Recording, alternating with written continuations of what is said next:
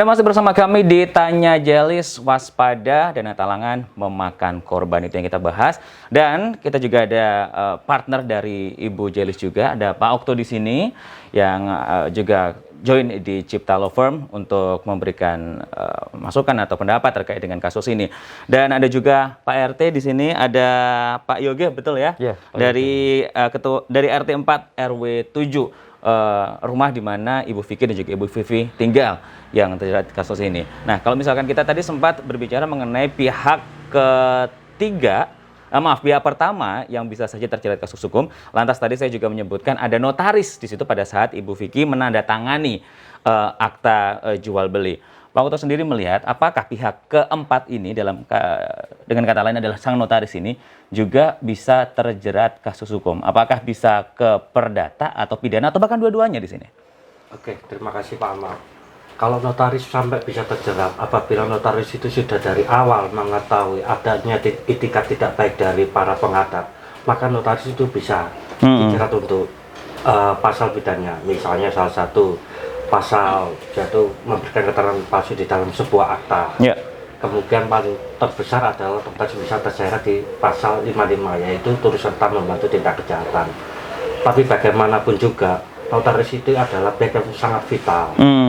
Makanya harus kehati-hatian notaris itu harus lebih diutamakan. Karena adanya itikat tidak baik dari para penghadap itu akan menjebloskan notaris itu sendiri.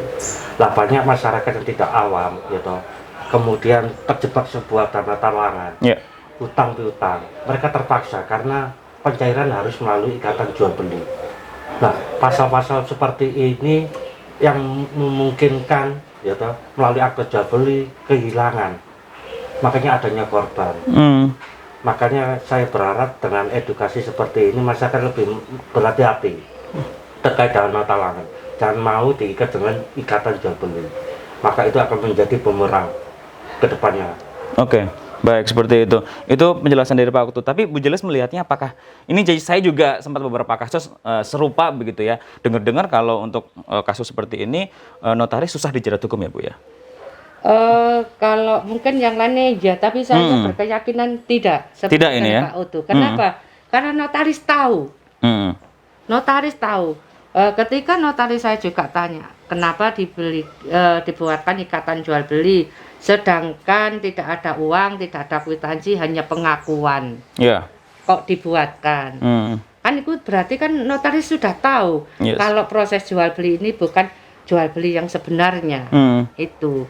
Jadi menurut saya notaris harus bertanggung jawab, karena intinya yang pegang mati hidupnya dari para penghadap ini kan notaris. Betul. Ibarat dokter yang meracik obatnya itu kan dokter tersebut dan pasien yang akan meminum obat itulah. Efeknya membuat mati kan, berarti kan yang harus bertanggung jawab kan dokter yang memberikannya, bukan pabrik farmasinya. Seperti itu juga dengan notaris yang membuatkan akta otentiknya. Secara hukum dia yang merangkai hukumnya. Ketika itu diterapkan kepada masyarakat dan masyarakat kehilangan haknya dan mendapatkan kerugian, maka notaris itu yang harus bertanggung jawab, karena dia sudah menyelundupkan hukum. Utang piutang itu apapun dalilnya itu hak tanggungan, bukan ikatan jual beli, dan itu jangan pernah dilakukan oleh notaris. Baik, kalau perdatanya tadi masalah yang jual beli karena dia tahu, kalau misalkan yang pidananya itu kalau dia bersekongkol atau apa. Betul, begitu ya, iya. Bu Jelis. Oke, baiklah. Saya coba ke Pak Yoga sebagai Ketua RT di sini.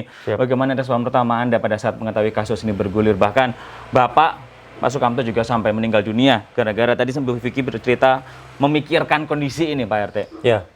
Jadi saya sebagai RT di sini turut prihatin ya, ada warga saya yang ternyata kena suatu musibah seperti ini, sampai orang tua dari Mbak Vivi ini sampai meninggal ya. Mungkin karena saking memikirkannya ini sampai stres ya. Jadi saya sebagai RT ini sudah tahu mengenai detail permasalahannya. Jadi saya harap sih masalah ini segera cepat selesai ya. Karena yang bersangkutan Ibu Kamto ini tidak merasa mendapatkan keadilan ya, benar Ibu ya. Jadi karena ini adalah warga saya sebagai RT ikut tanggung jawab juga, karena beberapa waktu lalu ada beberapa orang yang datang ke wilayah saya mereka berinisiatif untuk mengambil paksa rumah ini. Saya sebagai RT tidak bisa membiarkan begitu saja, karena saya perlu bukti yang kuat. Ya. Apakah memang sudah diperjualbelikan secara legal, ataukah memang ada suatu unsur yang pidana, yang memang tidak diketahui oleh yang bersangkutan, yaitu Ibu Kamto ini. Ya. Nah, itu saya sebagai RT ya sama warga di sini siap membantu kalau memang diperlukan yang di Ibu Kamto ya. Jadi harapan kita sih segera ini selesai dengan keadilan yang sebenar-benarnya Ibu ya. Ya.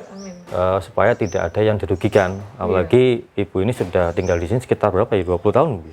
Dari saya kelas SD. Kelas 1 SD. Kelas 1 anak saya pertama. Lebih dari 20 tahun, 30 tahun?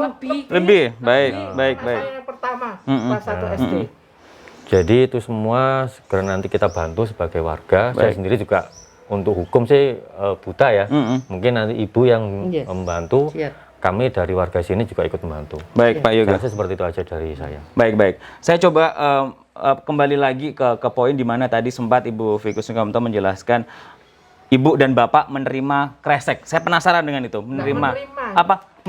Memegang saja. Enggak megang, ditempel. Ditempel saja, Iya, kemudian ditempel, diambil lagi. Dibawa lagi. Itu nggak dikasih tahu itu isinya apa Enggak tahu, begitu. ini apa enggak tahu. Dan meminta penjelasan tidak kenapa Enggak. harus difoto dengan Iya, itu. difoto. Ibu Vicky bertanya nggak, ini kenapa kok difoto, saya pegang ini difoto gitu, kenapa? Enggak, Nggak ada pertanyaan sama sekali, nurut saja. Mama menurut saya soalnya kan ada Nurut niat saya. mau pinjaman itu untuk cair gitu kan. Nggak, rasanya apa? Apakah itu tumpukan kertas atau berat atau bagaimana? Tidak tahu. Nurut aja saya. Dari diambil itu nurut, sampai ke notaris nurut. Sampai rumah saya dimarahi anak saya. Lu mana kenal sama orang ini? Iya. Enggak kenal aku. Gitu. Orang yang enggak tak sebut noy. Enggak kenal. Nggak Mama kenal, kok kayak nurut? dendam gitu Terus mama anak saya. saya omong, mana KTP-nya Pak? Mana KTP-nya? Anak apa? Orang tua saya diambil gitu. Dia langsung meluncur pulang aja gitu. Oke. Ngantarkan saya ke notaris gitu.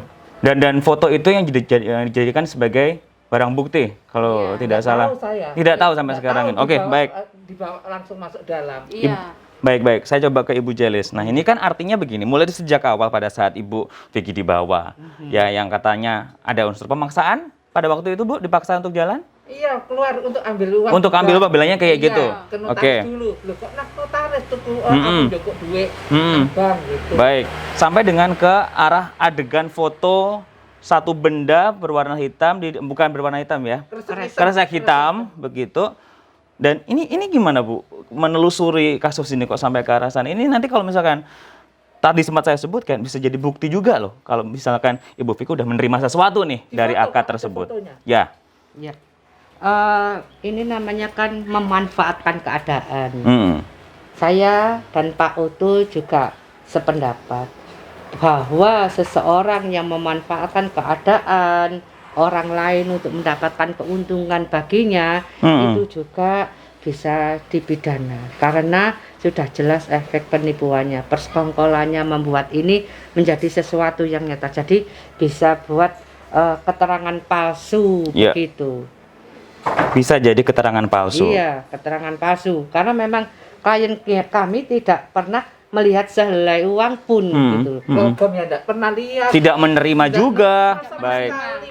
Nggak terima sama sekali. Saya suruh keluar dari rumah sini. Saya tidak mau keluar, orang saya sini sudah puluhan tahun. Baik, Bu Vicky. Oke, nanti kita akan lihat saat ini seperti apa kasusnya dan bagaimana langkah dari Ibu Jelis dan juga Pak Okto untuk membantu Ibu Vicky di sini. Ingat, di sini kalau kita melihat sejak awal, masyarakat ada yang dirugikan. Kami akan kembali tetap bersama kami di Tanya Jelis.